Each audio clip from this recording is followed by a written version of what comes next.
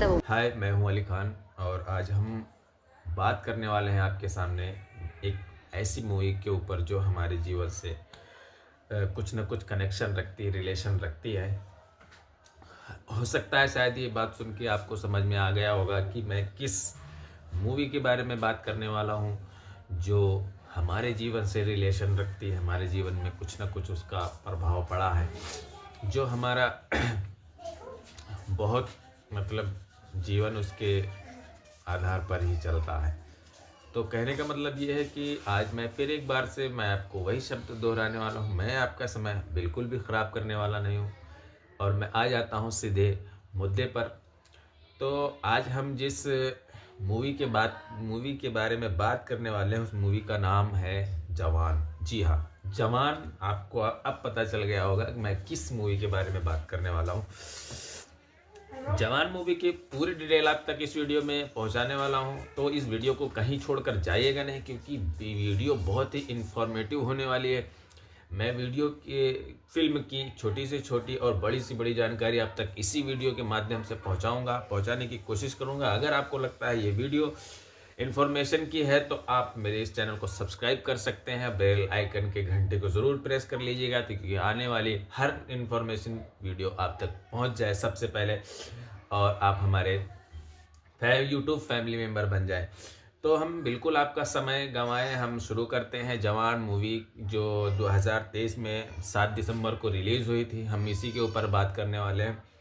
मैं सबसे पहले इनके जो कलाकार और अदाकार हैं, मैं इनके बारे में बात कर लेता हूं। जो सबसे पहले हमारे कलाकार हैं वो हैं शाहरुख खान जी, जिन्होंने फिल्म में 2 रोल अदा किए हैं।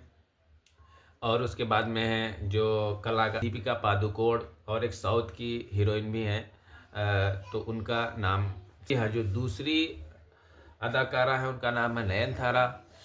तो ये लोगों ने मिल करके इस पूरी जवान मूवी में काम किया है। फिल्म बहुत ही हिट हुई थी। इसकी जो लागत थी इस फिल्म में, जो बनने में जितना खर्च हुआ था वो लगभग 300 करोड़ के आसपास का था।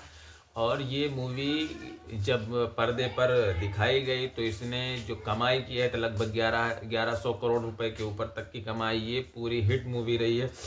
अब मैं इसके बारे में आगे बात कर लेता हूँ कि ये मूवी किस तरीके की थी। तो मैं सबसे पहला जो इनका रोल दिखाया जाता है वो सब फिल्म में ये दिखाया जाता है कि शाहरुख खान ने एक मेट्रो ट्रेन को हाईजैक कर लिया है। जब आप इस मूवी को देखने जाएंगे तो आपको पता चलेगा कि सबसे पहला सीन यही होता है कि शाहरुख खान ने एक मेट्रो ट्रेन को अभी थोड़ी देर हाईजैक में कर तुम मेरे लिया सामने है। होगे। लेकिन उसका हाईजैक और करने का तब कारण क्या है वो भी मैं इस बारे में बताऊंगा। और भी जो इनके जो शाहरुख खान के दो रोल अदा किए हैं उसके बारे में बताऊंगा। पहला रोल जो है जो दिखाया गया है वो एक महिला जो जेल है उस जेल के जेलर शाहरुख खान को दिखाया गया है। और दूसरा रोल जो है शाहरुख खान का दिखाया गया है वो एक हमारे सेना के प्रमुख अधिकारी रहते हैं, वो सोल्जर रहते हैं, जिनका नाम होता है विक्रम राठौड़। इन्होंने अपने देश के लिए काम किया है। लेकिन अब जो आज़ाद हैं, जिनका नाम, जो जेलर होते हैं, महिला जेल के जेलर होते हैं, उनका नाम होता है आज़ाद। तो इन्होंने सिस्टम के खिलाफ एक अभियान चलाया होता है। इनको सिस्टम से थोड़ी नाराज़गी रहती है क्योंकि सिस्टम ने इनके माता पिता को किसी देशद्रोह के इल्ज़ाम में फंसा दिया था और उनकी उसी के कारण मौत हो जाती, ऐसा मतलब दिखाया गया है फिल्म में। लेकिन अभी मैं शुरू में बात जो करने वाला हूँ वो मैं जेलर साहब से शुरू करने वाला हूँ, क्योंकि इसमें एंट्री जो है हमारे सबसे पहले जेलर साहब की ही होती है। तो जब जेलर साहब महिला थाना के एक जेलर होते हैं, तो अब ये करे तो क्या करें, क्योंकि इनकी माँ ने इनको एक कसम दिया था कि तुमको इस सिस्टम को सही करना है। तो वो क्या करते हैं, महिला थाना में रह करके वो एक टीम बनाते, महिला टीम बनाते हैं, जो जिसको ट्रेनिंग भी करते हैं, ट्रेनिंग देते हैं, पूरी तरीके से ट्रेन कर लेते हैं और उन्हीं के ज़रिए ये सारे बड़े बड़े ऑपरेशन को अंजाम देते हैं। जैसे कि एक जो मेट्रो ट्रेन के बारे में भी मैंने बात की थी, मेट्रो ट्रेन को हाईजैक कर लेते हैं, लेकिन उनका जो मोटिव होता है वो लोगों की अच्छाई के लिए ही होता है। जैसे उसमें दिखाया गया है कि एक बिजनेसमैन होता है और सरकार के साथ में मिल करके या सरकार बिजनेसमैन के किस तरीके से कर्जा अदा कर देता है, लेकिन जो किसान है हमारे वो लोग आत्महत्या कर लेते हैं और उनका कोई कर्जा माफ़ नहीं होता है। तो यही चीज़ के कारण वो इसी को लेकर के आज़ाद साहब ने वो उन पूरी ट्रेन को हाईजैक कर लेते हैं और उससे पैसा वसूलवाते हैं। फिर पूरा पैसा उठा करके पूरे किसानों के खातों में भेज देते हैं, एक एक करके पूरे किसानों का कर्जा माफ़ हो जाता है, जिससे किसानों को बहुत खुशी मिलती है। ऐसा इस फिल्म में दर्शाया गया है।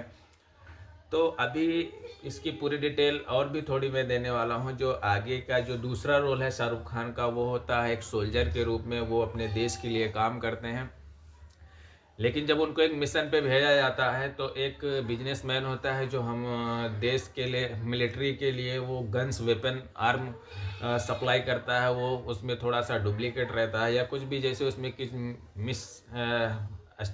मिसअंडरस्टैंडिंग रहती है। वो जब मिशन पे होते हैं तो उनकी बंदूकें उनके आर्म काम नहीं करते हैं, तो इस वजह से उनका एक जवान भी शहीद हो जाता है। एक जवान के 7 जवान शहीद हो जाते हैं। इस चीज़ को लेकर के जब वो मिलिट्री में शाहरुख खान मतलब जो विक्रम राठौर होते हैं बताते हैं अपने बड़े आला अधिकारी को, तो आला अधिकारी उस कंपनी को रिजेक्ट कर देते हैं। इसी के कारण वो जो सप्लाई करता था आर्मी को, बंदूकें हथियार सप्लाई करता था, मतलब जो देता था, उसकी कंपनी को बैन कर दिया जाता है।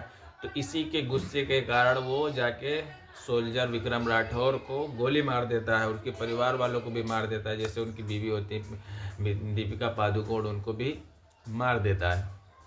मारता नहीं, वो बच जाती है किसी कैसे जैसे तैसे, लेकिन उनको बाद में इनको फांसी दे दी जाती है उनको दीपिका पादुकोण को, क्योंकि बताया कि उन्होंने देश के साथ में गद्दारी की है।